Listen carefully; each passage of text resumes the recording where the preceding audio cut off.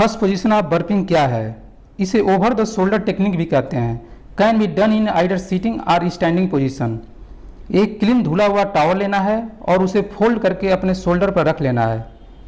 फिर बेबी को लेना है, अपना आर्म फोल्ड करके बेबी को नीचे से सपोर्ट देना है और बेबी को अपने सीने से लगा के ऐसे रखना है कि बेबी का चिन आपके शोल्डर पर सपोर्ट ले रहा हो, और यह भी इंश्योर करना है कि बेबी का एब्डामन आपके सीने पर टच कर रहा हो।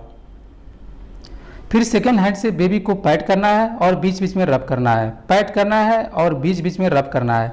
ऐसा करने से बेबी डकार ले लेता है और काफ़ी कंफर्ट फील करता है।